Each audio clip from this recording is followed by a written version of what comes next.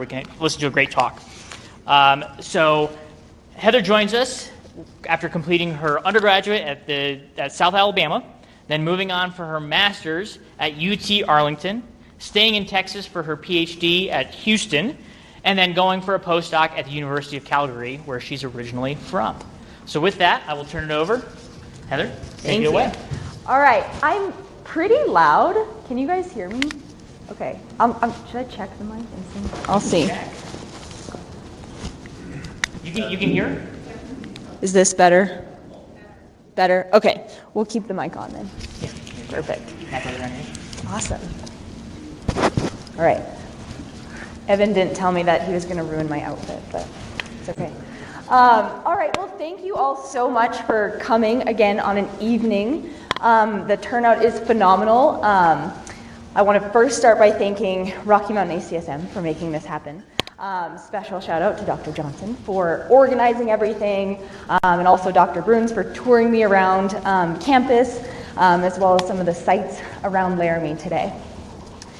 So my lecture tonight, I'm going to be talking to you guys about physical activity for cancer survivorship.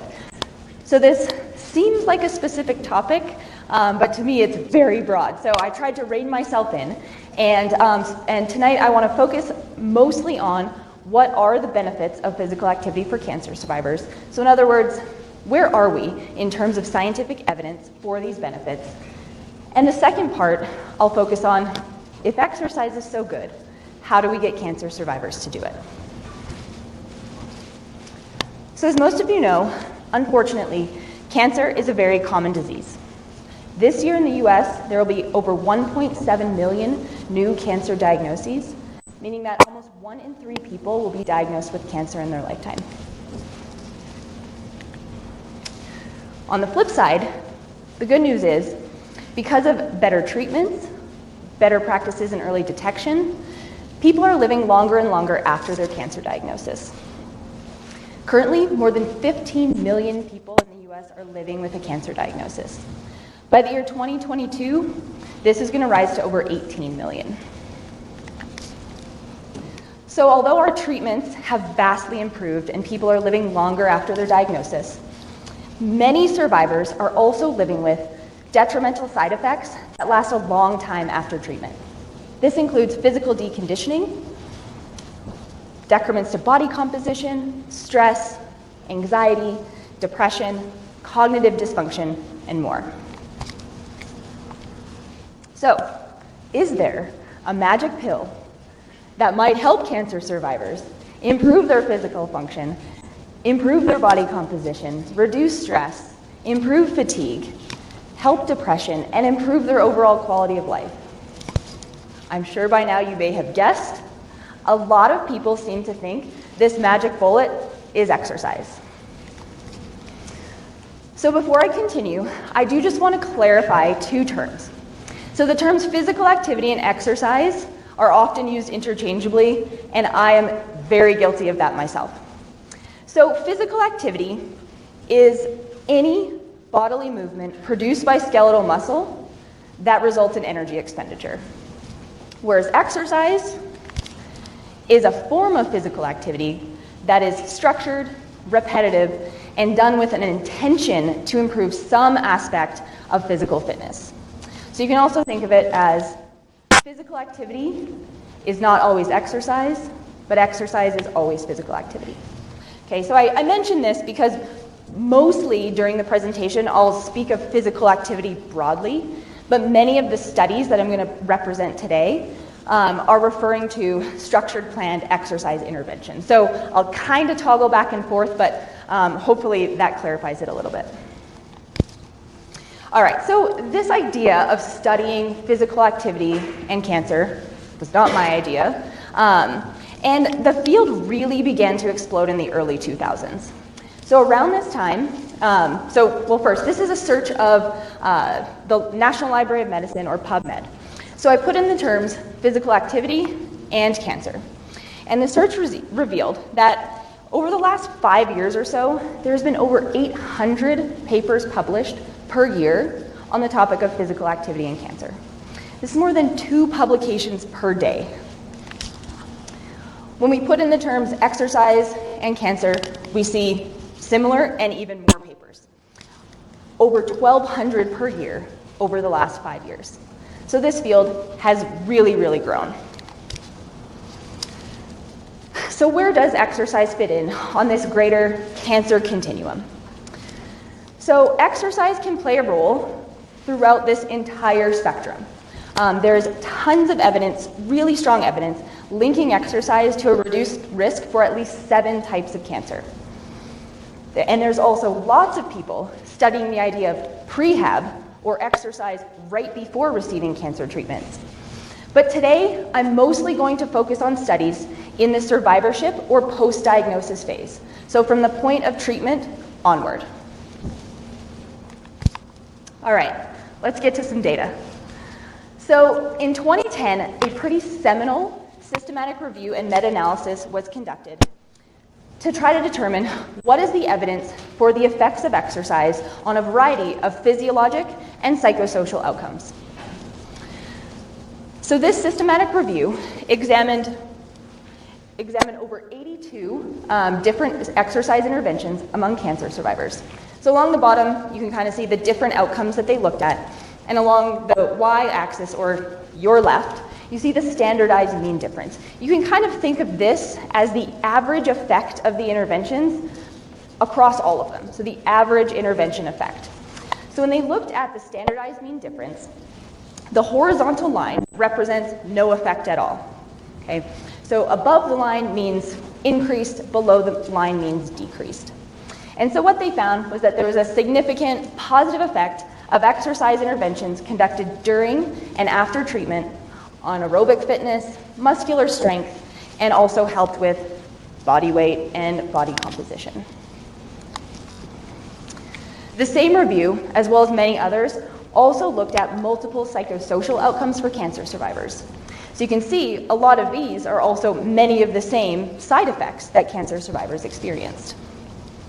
So these are the same metrics, standardized mean difference or average intervention effects.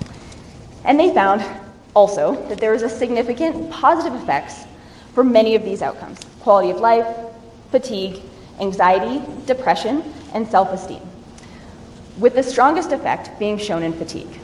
So you're looking here and you might think, this lady's got it wrong, fatigue increased, but most of the scales that they used in these studies to measure fatigue, or actually all of them, the scales they used, an increase on the scale or a higher number on the scale actually means fatigue decreased. So an increase in this metric does mean a good thing, that fatigue lessened or improved. So more recently, the relationship between physical activity and cancer mortality, or death attributed to cancer, has also been examined. So this study was conducted in 2016. It pooled data from 71 studies, totaling more than 4 million participants. They looked at the relationship between cancer mortality, and recreational physical activity. And here it's expressed as MET hours per week. So I know there's some exercise science undergrad, and I bet you all know what METs are, but just briefly, METs are simply a representative of energy expenditure. So we can take the intensity of exercise, multiply it by the duration, and get one single outcome of METs. And we can do this in MET minutes or MET hours per week. So that's the representation of physical activity. Along the left side, or the y-axis, you see the hazard ratio. So hazard ratio is basically risk of death is 1, and anything below that is a reduced risk. So if we look at, use my little pointer here, if we look at the solid line and then the long dash lines. So the solid line here represents the data, and the long dash lines, long dash lines represent the confidence interval or some of the variability in the results or in the statistics. So when you follow the solid line, and we go down and look at the red arrow, which represents about 15 MET hours per week, or about 3 hours a week of moderate intensity physical activity, something like brisk walking. So at about 15 MET hours per week, they saw a reduction in cancer-related mortality, or risk for mortality, of 27%. This systematic review and meta-analysis published yesterday, so that was fun for me to find. So published yesterday summed even more of this data, okay? So this particular study, so they wanted to look at the relationship between physical activity done before diagnosis and compare that to physical activity done after diagnosis, and how did that affect cancer-related mortality as well as just overall mortality. In other words, if you exercise before a cancer diagnosis or after, does that improve your survival? So overall, so they looked at a whole bunch of different cancer sites, but they only really had enough data or sufficient data to draw conclusions for 3 different cancer types: breast, colorectal, and prostate. So from here on out, the results I present on this slide are just for those 3 cancer types. So first, pre-diagnosis physical activity. So what they found in pre-diagnosis physical activity was that, so they had about 31 studies to look at for this one, and they compared people who were in the highest category of physical activity to the lowest category. And so same thing here, we have risk ratios, and so anything less than 1 is a reduced risk of that outcome, and in this case, death, okay?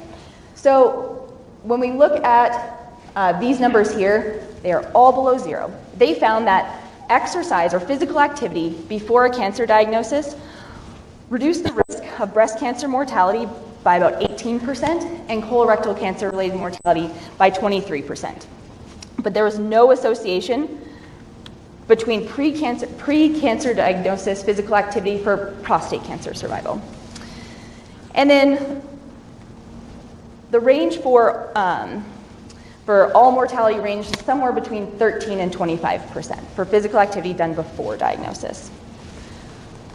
When we move to post-diagnosis, I think what's really fascinating to me is that these numbers actually increase, or I guess decrease. We can reduce the risk of cancer-related mortality even more with physical activity following a diagnosis. So in this one, they had 23 studies that they could pull data from, and they support that there was approximately a 30% lower risk of cancer-specific mortality when physical activity was done. So again, this is the highest category of exercise versus the lowest. And then for any cause of mortality, that reduced risk was anywhere from 38 to 45%. All right, so based on a pretty strong body of evidence for the benefits of exercise on multiple outcomes for cancer survivors, and potentially a relationship between physical activity or exercise and survival for people who have been diagnosed with cancer, the American College of Sports Medicine, as well as the American Cancer Society, in 2010, the American College of Sports Medicine conducted a roundtable to start pooling all this evidence. So as you saw in our PubMed search, starting in 2000, this evidence just was exploding. So in 2010, they sat down and thought, we need to see what's happening here. So they put out a roundtable as well as guidelines, exercise guidelines for cancer survivors. 2 years later, the American Cancer Society followed suit.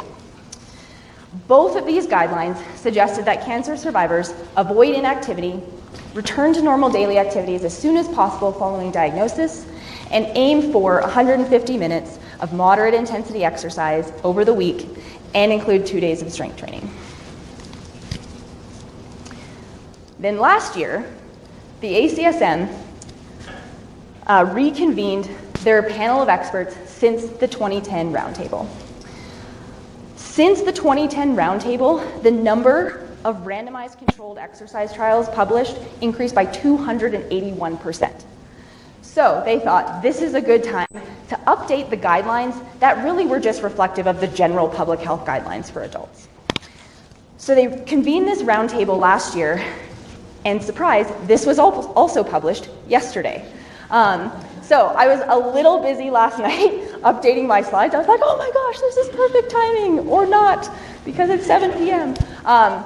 But anyway, so these came out just yesterday, so it was a bit of a mad dash to update these, so I'm gonna do my best to summarize what I read just last night in terms of these guidelines.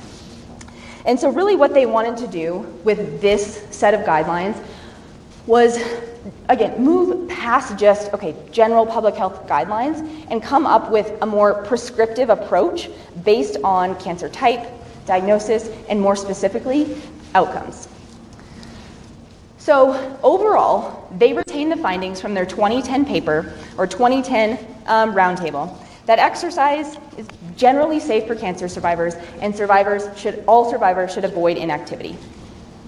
But like I said, this one tried to generate prescriptive programs or exercise prescriptions specific to cancer-related outcomes. Here's what they found. You guys can read that, right? So they looked at a whole bunch of different outcomes.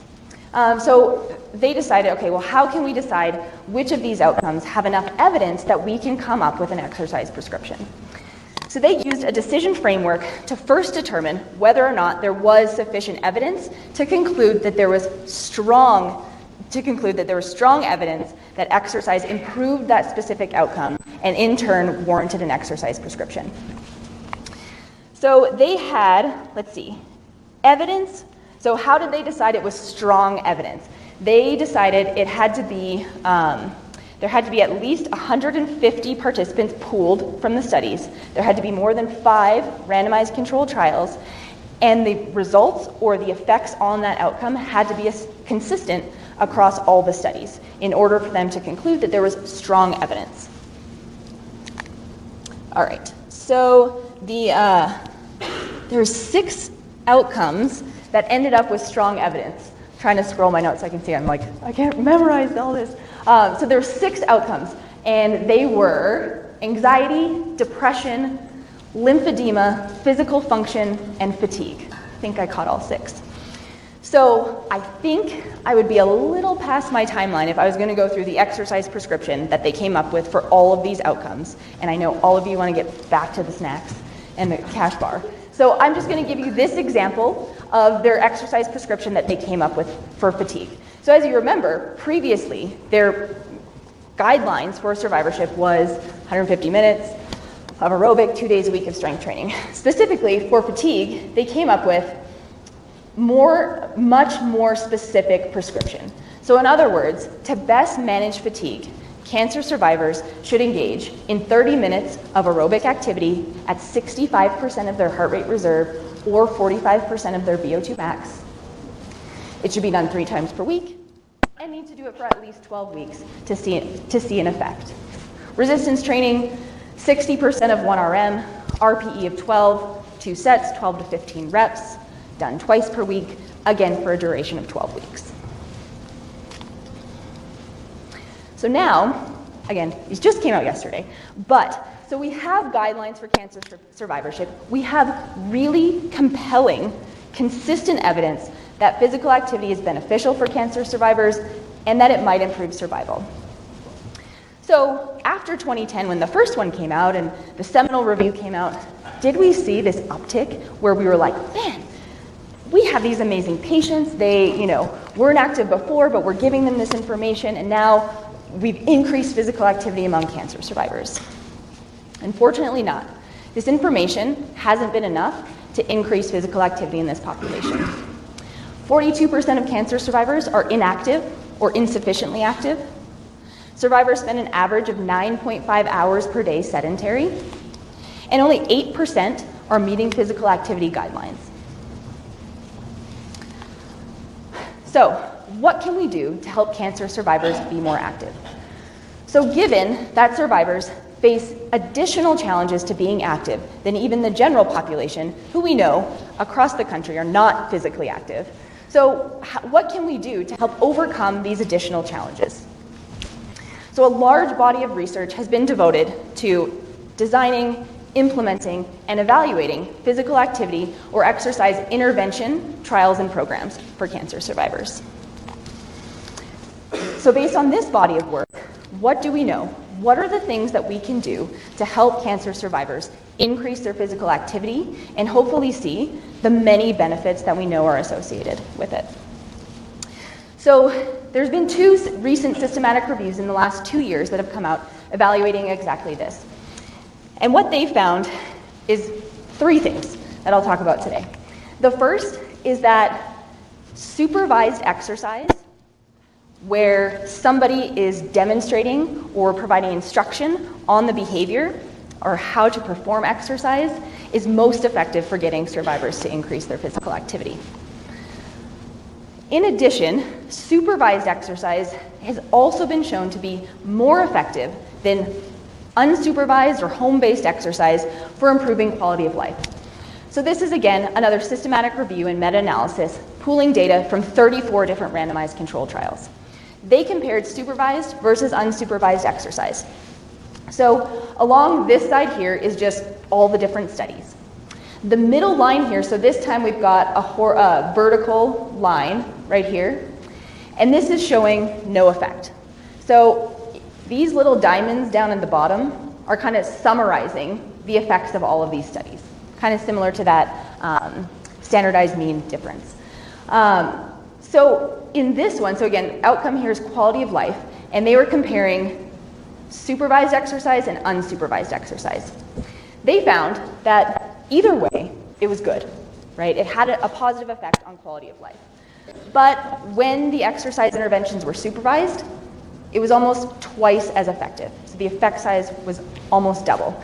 It doesn't look like it with these tiny diamonds here, but I promise the effect size is almost double. Same thing when they looked at physical function. Okay, so exact same study, pooled data from 34 different exercise trials, and found that, so this second from the top diamond right here is the supervised exercise, and you can see it's a little further over from that middle line than this diamond, which is the unsupervised. So again, showing additional benefits of exercise programs or interventions being supervised for not only increasing physical activity, but also improving quality of life and physical function. Another strategy that has been found to be consistently effective for increasing physical activity among cancer survivors is incorporating behavior change strategies into the exercise interventions. Specific techniques that have shown effectiveness over and over again are things like goal setting, action planning, and graded physical activity tasks. Or in other words, setting physical activity goals that are progressive and achievable. A really good example of this was published in 2015, and it was called the Better Adherence After Cancer Trial, or the Beat Cancer Trial. This was a study of over 150 women diagnosed with breast cancer. It was a 3-month intervention based on social cognitive theory. I don't know if there's any behaviorists in the room, but social cognitive theory is a fairly well-known behavioral model that's used quite commonly in physical activity research. So in this intervention, in 3 months, participants received twice a week supervised exercise, as well as individual and group-based behavioral counseling sessions. These behavioral counseling sessions incorporated all of these strategies that were mentioned.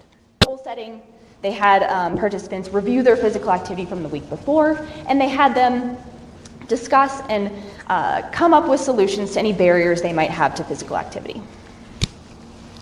So no surprise, the intervention worked. So in this graph here, we have, trying to find my pointer. So the solid black line, that is the group who received the intervention. And this was compared to a health education control where they received a little bit of information just about general health, so maybe some pamphlets, etc. So really not much. So they found that from baseline to 3 months, so the duration of the intervention, physical activity significantly increased. No surprise. And this was measured using accelerometers. They were looking at moderate intensity aerobic exercise. So the intervention worked, but what I thought was really exciting, and I'm sure they did too, was that 3 months after the intervention ended, so at that 6 month time point, they brought the participants back and measured their physical activity again. And what they found was that participants who were randomized to the intervention, even 3 months later, they were still doing more physical activity than those who never got the intervention in the first place. So although it dropped, they were still doing better. So there was some retention, some maintenance of that behavior change effect. The final strategy that has been shown consistently to help cancer survivors increase physical activity is social support and contact with other participants during the intervention. So this idea of using the group as sort of a medium for behavior change how can we use this source of social support of our exercise groups to facilitate this change in physical activity, I found fascinating. On top of that, in working with a lot of cancer survivors in our programs and interventions, I would consistently hear feedback like, the reason I come to the sessions is to see my new friends. I love being in this group. They are so supportive, and it's great that we have a shared experience that we can talk about. So we consistently would hear this feedback, and as a quantitative researcher, I was like, how can we quantify this? So a couple years ago, we designed a pilot study to examine whether a group-based exercise intervention that specifically tried to target social support, a sense of cohesion among our participants. We wanted them to feel like a group and like a team. So we wanted to see, was this type of intervention more effective for improving quality of life and increasing physical activity as compared to an individually supervised intervention, or in other words, personal training. So we recruited and randomized 26 stage 1 and stage 2 breast cancer survivors. They each received 8 weeks of supervised exercise, either in our group-based condition or our personal training condition. We, of course, included some behavior change strategies. We did behavioral education and discussion sessions based on social cognitive theory, using a lot of the behavioral techniques that I mentioned. So what did we find? So from pre to post intervention, we found that both groups improved their quality of life. So our group-based arm is in the dashed line, and the personal training is in the solid line. So they both improved. We ran our statistics, and we compared the change from baseline to post-intervention between the two groups. There was no statistical difference. So then I decided I quit. No, just kidding. We found no statistical difference. But for this measure that we used, it was a survey to measure various dimensions of quality of life. When we looked at the survey, there's actually a cutoff called the minimal clinically important difference. So this is a cutoff at where if we see a change in a certain amount on this particular measure, that results in a clinically noticeable improvement in that person's life. So in this case, this survey, the MCID, or the minimal clinically important difference, I struggle with that one, was 7 points. In our personal training arm of the study, so our black line, we saw an average increase of 3 points. In our group-based arm, we saw an increase of 8 points. So although our statistics did not cooperate with us, we had a small sample size, we did see clinically relevant improvements in our group-based intervention. So about the physical activity. So we also quantified physical activity in minutes per week, so the numbers are much higher because they're minutes, not hours. And we saw in both intervention arms, they increased physical activity. No surprise, they were coming in at the same amount of time, they were getting the same information. So from baseline to 8 weeks, same change. But what was exciting for me, when we brought them back 3 months after the intervention ended, we saw the typical drop-off in our personal training arm. Intervention ends, behavior tends to drop. In our group-based arm, we had a lot of participants who had continued exercising, and some of them actually even increased their exercise. We had some large standard deviations, large confidence intervals, so lots of variability. So we looked at the data a little differently. We looked at the percent of participants who were achieving physical activity guidelines at each time point. At our 3-month follow-up, our group-based arm is in the gray bar, and our personal training arm is in the black bar. At the 3-month follow-up, over 90% of our participants were still achieving physical activity guidelines. Personal training arm, more like around 50%.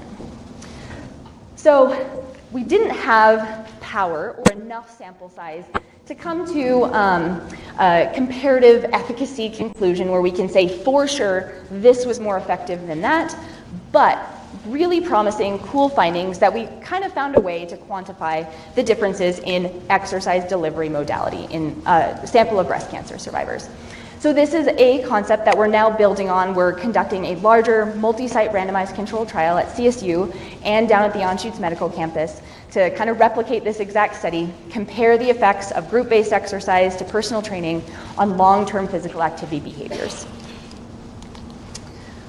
All right, so we now know, one, exercise is good for cancer survivors. 2, that a lot of some of these intervention strategies like supervised exercise, exercising with a group, and incorporating behavior change strategies can be really effective for getting survivors to be more active, to increase physical activity. But to really have an impact on long-term behavior change, long-term behavior maintenance, to really have an impact at the population level, we need to look beyond the individual.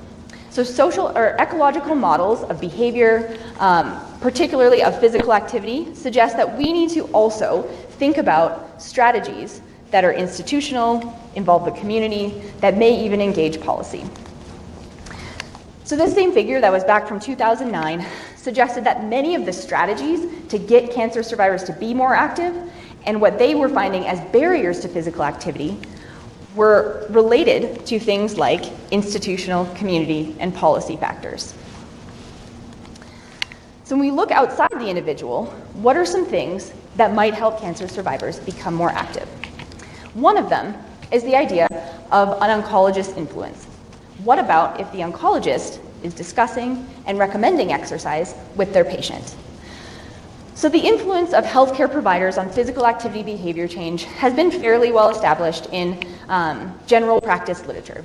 There are some studies that have suggested it's really important for cancer survivors as well. And thinking that oncologists might be in a really ideal position to promote exercise for their patients. Previous studies have found that an encounter with a medical oncologist results in a physical activity communication about 55% of the time.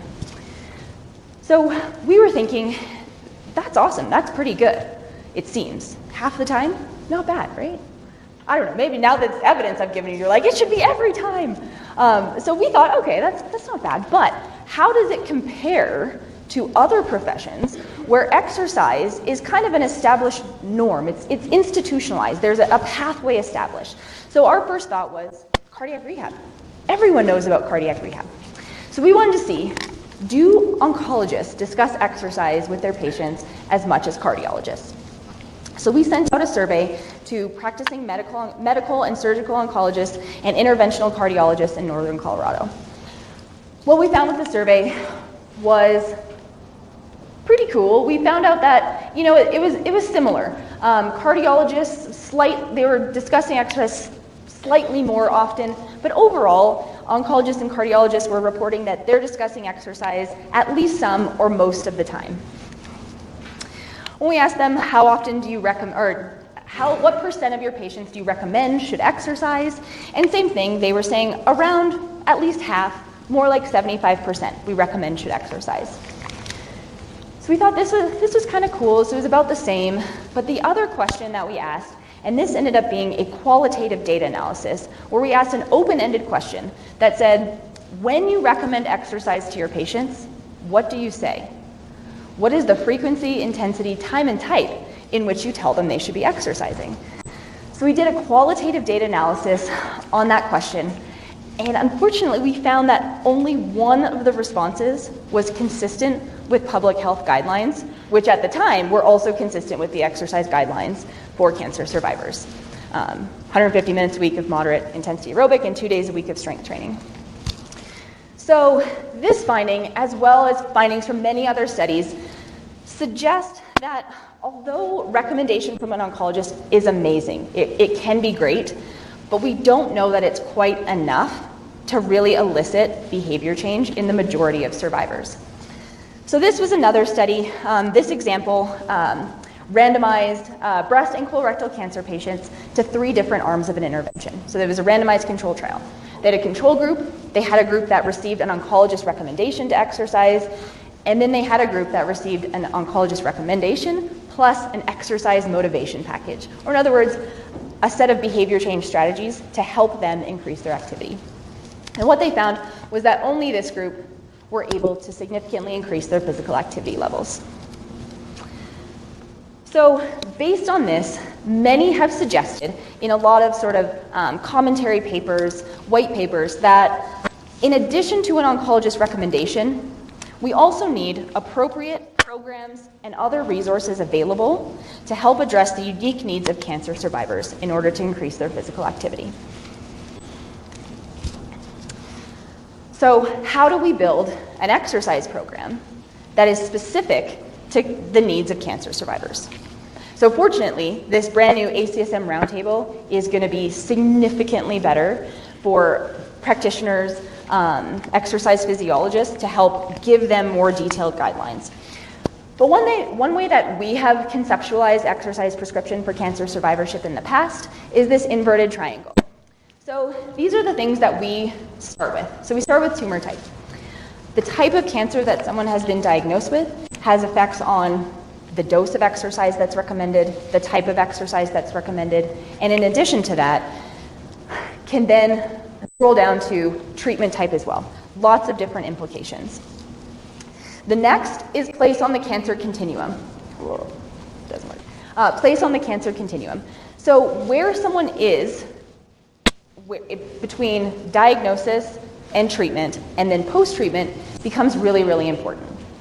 So while patients are undergoing their primary treatment, so we typically refer to chemotherapy, radiation, post-surgery, when they're in this phase, things are often rapidly changing physiologically, and we often recommend that they should have pretty close supervision with a healthcare provider. Sometimes this is a rehabilitation professional, sometimes this is just lots of discussion with their oncologist.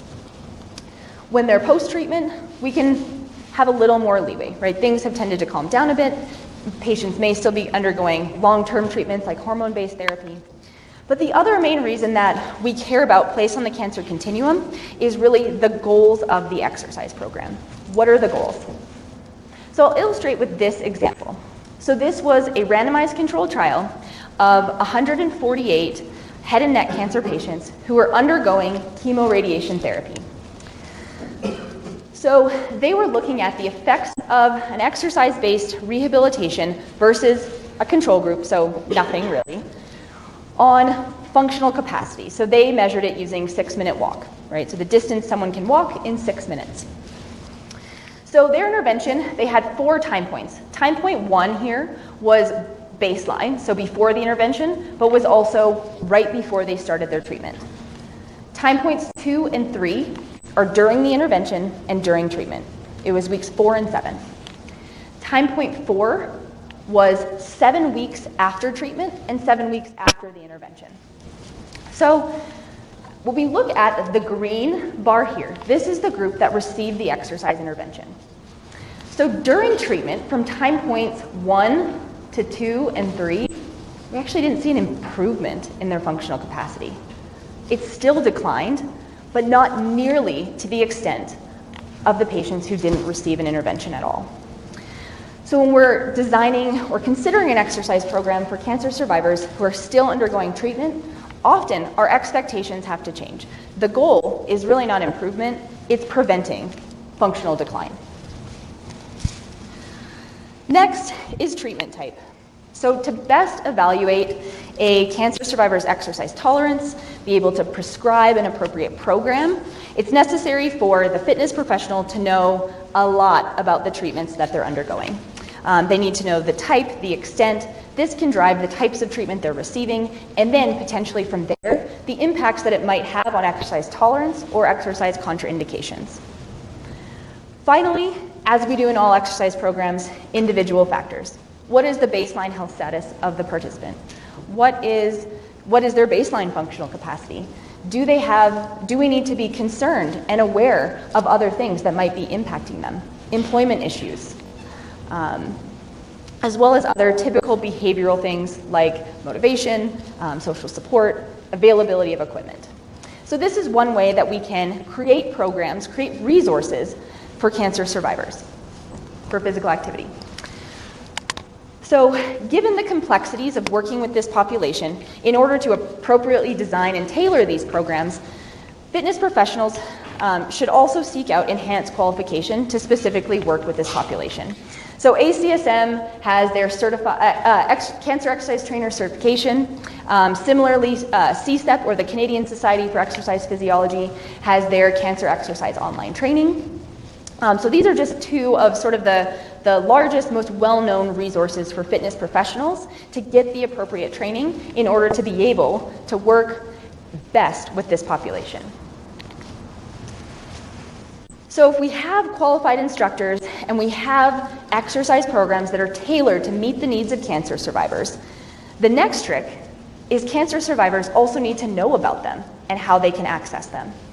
So Exercise is Medicine, along with ACSM, created this Cancer Exercise Program Registry. This just came out a week or two ago, so it's very, very new. So what you can do is, so any survivor, any fitness professional, anybody can log on to this, and you select your country and your state, and then it'll pull up reputable cancer-specific exercise programs in your area. So knowing I was coming here, went there, tried to select Wyoming. Unfortunately, Wyoming was not in the drop-down for states.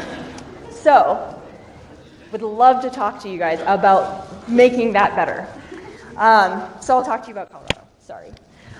So in Colorado, 3 programs came up in our state. The first is the Be Fit, Be Well Cancer Exercise Program. This is at the Anschutz Medical Campus.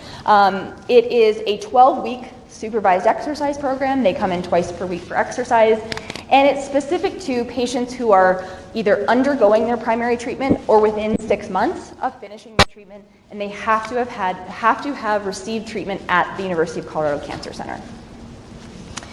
The next is a program in Fort Collins at the UC Health Cancer Center. This is a really clinically based program. It's held right there at the cancer center. Oncologists as well as mid-level providers can directly refer patients to this program. They are mainly focused on improving cancer-related fatigue. So their screening is if someone presents with high levels of fatigue, they're referred to this program. A physical therapist conducts the first 2 assessments, then participants can cash pay for 21 sessions of exercise with an exercise physiologist. The next, just so happens to be my favorite, is the Fit Cancer program at CSU.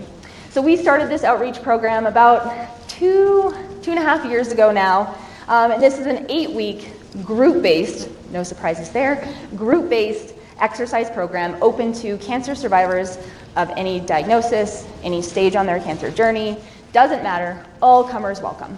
So we do exercise once per week in a group-based setting, and we also do behavior change, counseling, education, and discussion sessions. So these are the 3 that pulled up in Colorado.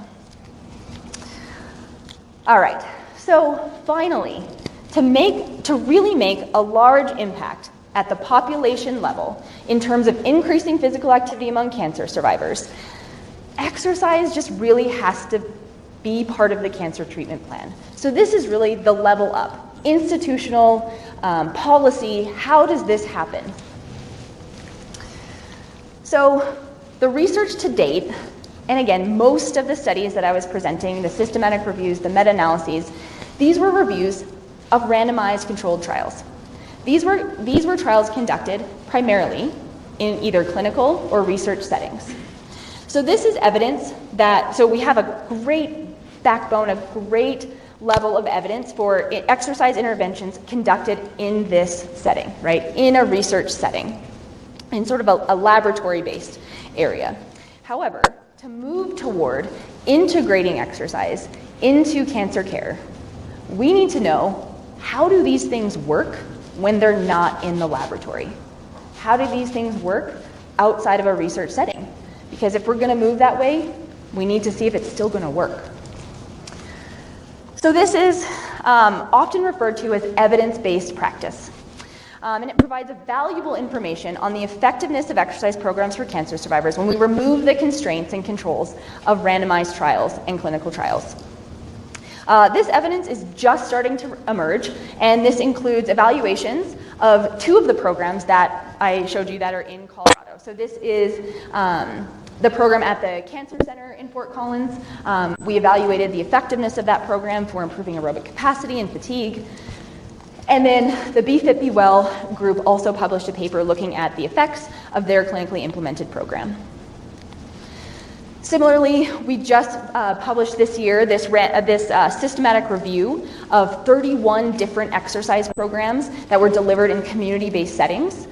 We wanted to see, were they still safe, and were they still effective for improving quality of life?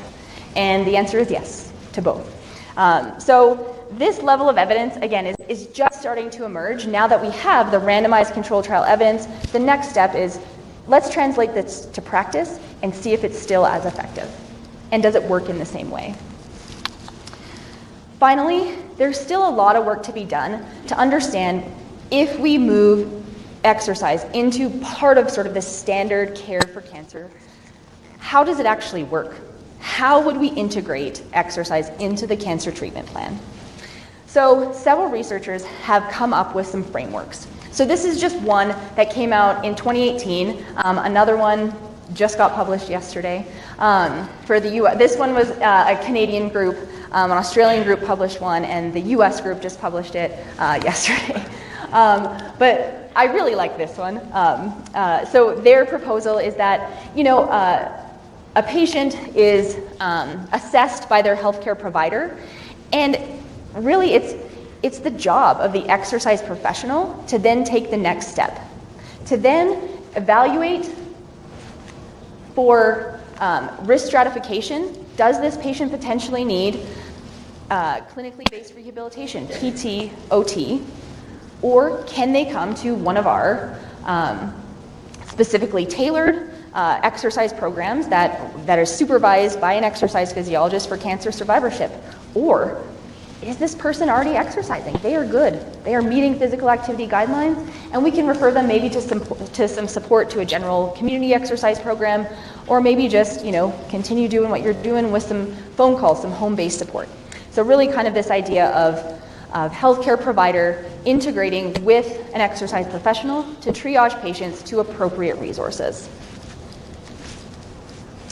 So to sum everything up, cancer is common, but more and more people are living longer after their diagnosis, but with many treatment-related side effects. Exercise or being physically active can benefit cancer survivors in many, many ways. And I think the latest, the greatest research is really going to determine the best ways to adapt research-tested interventions into communities, into clinics, and find a way to integrate exercise to part of standard cancer care.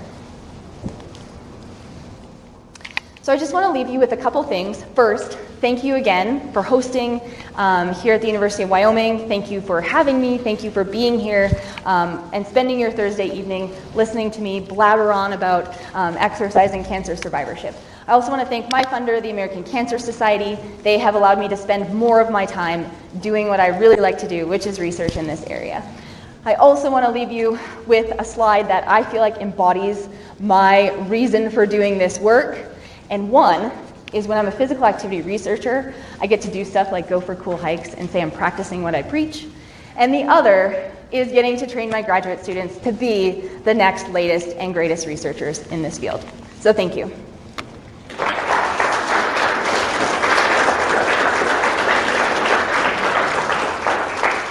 I think we have time for a couple questions here. I wanted to let you know that we do have about a half an hour left upstairs after this talk for more snacks, more beverages, and you can take that can be just spraying up there as well. So if you prefer to ask a question up there, make sure to know that you can do that as well.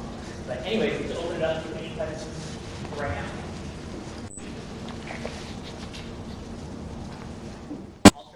Yeah. Hey. I get some trouble.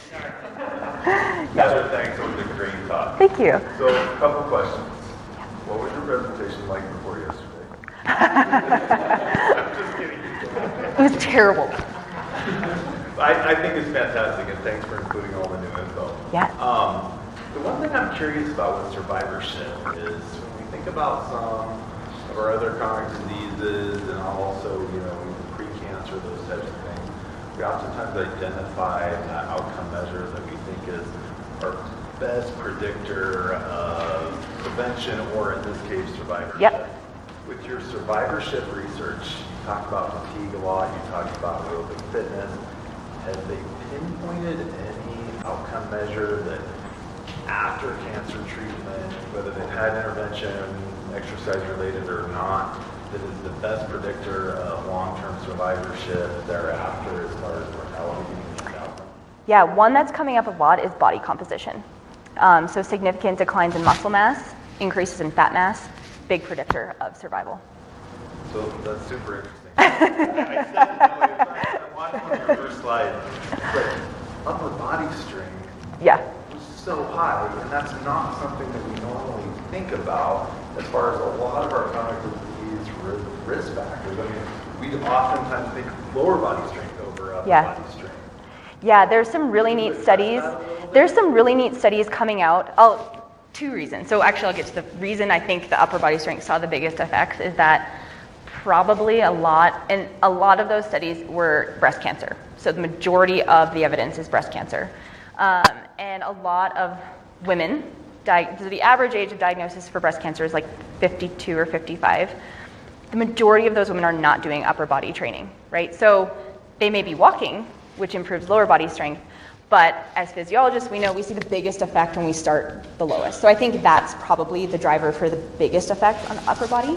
And then, I forget what I was gonna say, but there's some really cool studies coming out with body composition and exercise during treatment and looking at treatment toxicity so that if we can maintain appropriate body composition, so maintain muscle mass during treatment, patients are better able to receive their treatments, complete their treatment regimen, so then better survival. So is it the actual body composition itself, or is it because that there's other things going on, and it's probably some combination?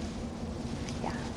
Kind of off of that, what measures of body composition, specifically BMI? Because I know as people are going through treatment, we almost try to avoid weight loss, which in the BMI would just show up as positive towards that. But I'm just trying to think of like how would you measure? Yeah, so in those randomized controlled trials, like the meta-analyses and things like that, the body fat percentage was probably measured with DEXA. But in the newer studies that are coming out looking at the effects of exercise during treatment and the impact on treatment toxicity and chemotherapy completion, a lot of them are using CT scan. So particularly in colorectal cancer survivors, they receive a standard of care CT scan at multiple points during their treatment and post-survivorship. So a lot of studies are looking at CT scans, which gives you extremely detailed information on the quality of muscle, quantity of muscle, all of that kind of stuff.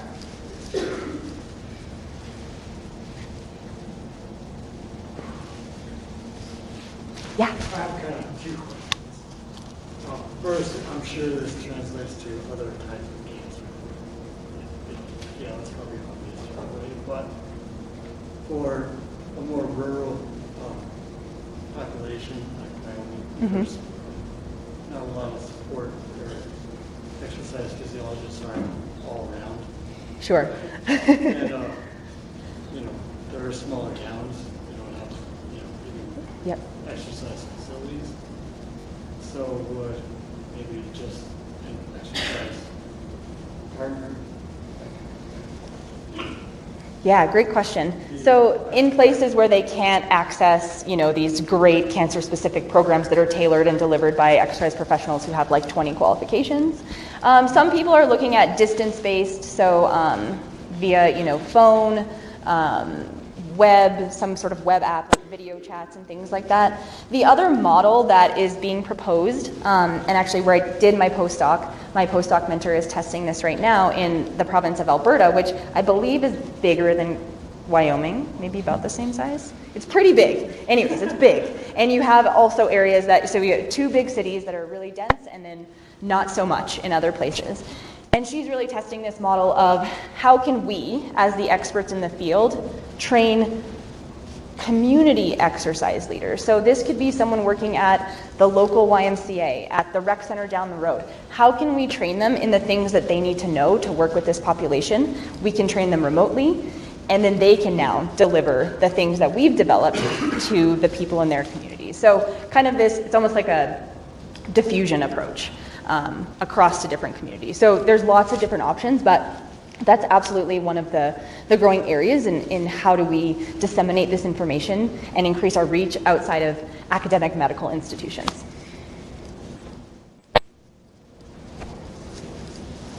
Oh yeah, go ahead.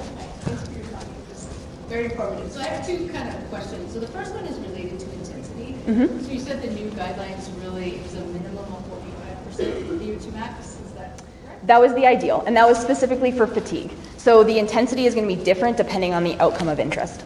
So I guess I was curious off of that. Well, what happens with higher intensity? Was it something that wasn't necessarily good, so they're undergoing chemotherapy and they're attempting to continue to train, maybe too hard, and they're getting fatigue? And then also, did any of the studies focus on diet quality in addition to the exercise? Were they working with that, or was it like just only focusing on physical activity? So in terms of diet quality, that's an easy answer, no. They just focused on the exercise part of it. For intensity, how they derived that exact prescription, I still need to read more about it, but typically they would look at kind of what is the ideal? Where do we see consistent effects study after study after study? What was the range that was prescribed? So maybe at higher intensities, in some studies they didn't see an effect, or maybe they saw a detrimental effect. Another growing area is direct comparisons of different exercise intensities. So, same protocol, just different intensities. What happens in the same sort of cohort or group, same outcome. So I think more of those studies will come out and further inform intensity ranges, but I don't think there's enough information right now about high intensity exercise, particularly for fatigue. Right now, there was a systematic review on that came out, I think, in 2018 that looked at direct comparisons of high intensity interval training and moderate intensity continuous exercise, and they found there was no greater effect in high intensity. But again, that's just fatigue. I believe in some studies, for example, in body composition, they found greater reductions in fat mass for high intensity interval training, but these are studies that are just starting to emerge, so they probably weren't ready for full summary and export to broad public health guidelines. Does that answer your question? Yes, yeah. Yeah. So during your studies, do you do it after, cessation of cancer treatment, or do you do it concurrently with, treatment? Yeah, so the systematic reviews that I presented, the first two with the bars, those were both during and after treatment. The study that I presented from my own data of the group versus individual, that was post-treatment. So all of the women we enrolled had completed chemotherapy or radiation within the previous year. So yeah, it depends on the study for sure. Yeah. So before I ask my question, I want to encourage everybody to fill out your little survey here. The reason that we're doing that is because the more feedback we get, the more likely it is to get more amazing speakers like Heather back next year. So you don't need to bring it in here, just make sure to fill out. The last question, before you move on, it should say University of Wyoming, not Colorado stuff. Yes. Boo. I may have forgotten to update the questionnaire. Okay, so thank you guys for doing that. My question has to do with the actual people who are implementing the group training. Yeah. Have you done any work with using cancer survivors as those coaches? I have not, but other people have. They've done sort of a peer mentoring system and had previous survivors be trained on whatever intervention protocol, and they deliver the intervention. A professor, I believe she's at South Carolina, University of South Carolina, did a randomized control trial who looked at peer mentoring versus not regular whatever interventionists, and did find the peer mentoring was more successful. I can't remember what the outcome was. It was either physical activity or quality of life, but they did find some success in the peer mentoring. Yeah. Yeah, because I feel like that would just be beneficial to the people exercising and also the survivor, because they get to implement something that helps them. Yeah, absolutely. Yeah, it would be. I think it's a really interesting study, and I think this is where, in this field, the randomized control trials are going. It's not is exercise better than not exercising. It's more of these: is this type of exercise better? Is this delivery better? I think that's really where the field is going. All right, guys, feel free to meet us out in the lobby, and thank everybody for coming.